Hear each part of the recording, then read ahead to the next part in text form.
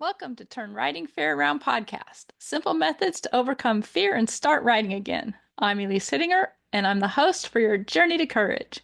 This is episode 59, The Whisper. There, there's one of my favorite Hallmark movies, and I don't remember which one it is, but a lady becomes a nanny, and she says that um, you don't have to yell at kids. You just lean in and whisper, and it's scarier. And that made me really start thinking about yelling versus whispering and how that can affect us and our horses.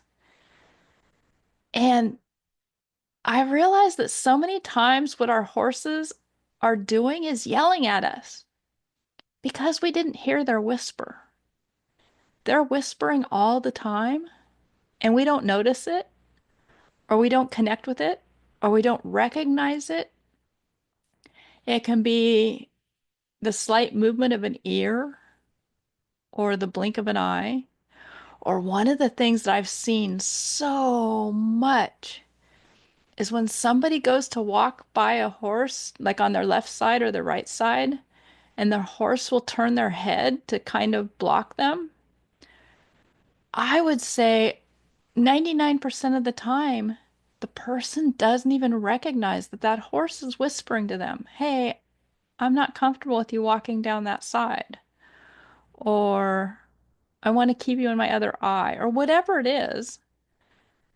99% of the time, people don't even notice that their horse is saying, "Hey, I don't want you walking down that side." And it's so easy when you really start paying attention and are in the moment with your horse to just, that's a great example. Michelle never wanted me on her right side. And she would put me in her left eye. So if I started to walk down her right side, she'd turn her head so I stayed in her left eye. And when I started backing up and saying, "Oh, okay, I hear you. You don't want me walking down your right side," I'd back up and I could just feel the relief in her that I noticed, that I acknowledged, that I backed up and gave her space. And I would just tell her, "When you're ready for me to walk down this side, just turn your head a little bit the other direction. Let me know it's okay." And some of the first times, it took 5 minutes.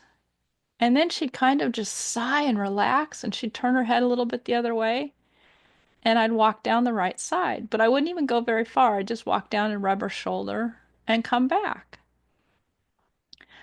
It has changed everything. And actually, it was really funny because yesterday she didn't want me going down the left side, and that was a first. It's always been the right side.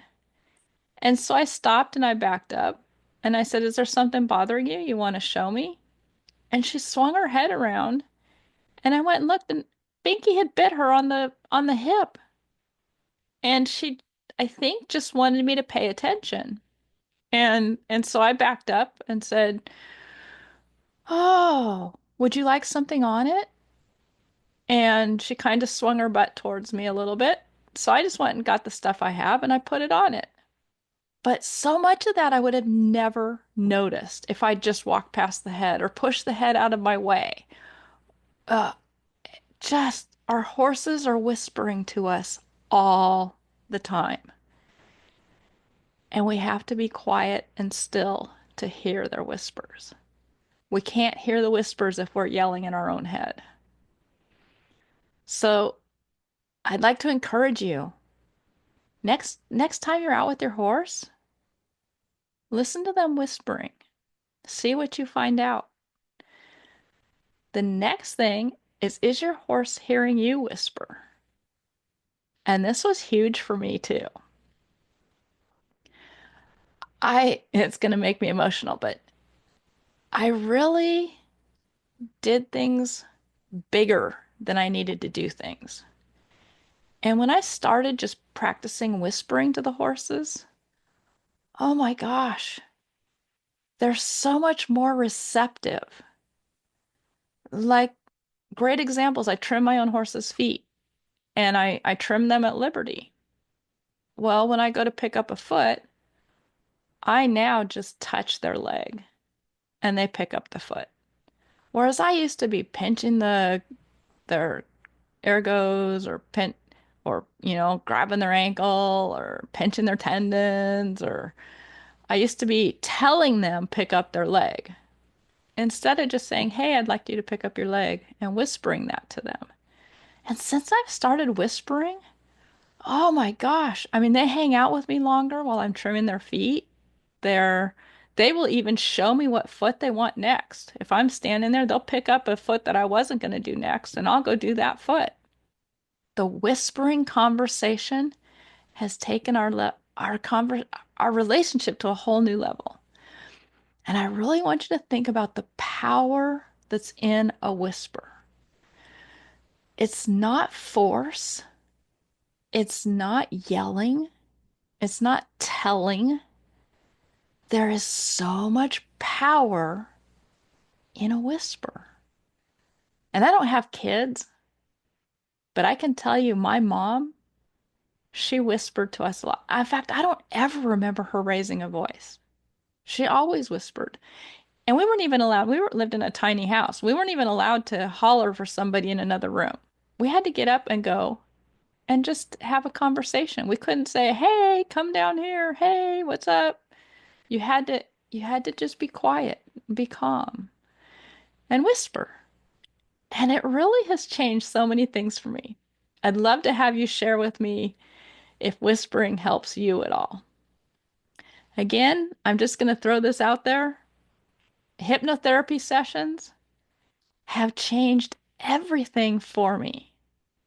I feel amazing. I'm filled with confidence. I'm able to share with all of you, just feeling relaxed. I don't get nervous talking on podcasts. I even am falling asleep in the dentist chair. My dentist can't believe it. In fact, I'm partnering with him to do some hypnotherapy on some of his clients that have anxiety. So just if you would like to have a chat about it, see if it can help you enjoy your life more, I'll put a link in the description below just to have a chat with me and see if it'd be a good fit. See you guys later.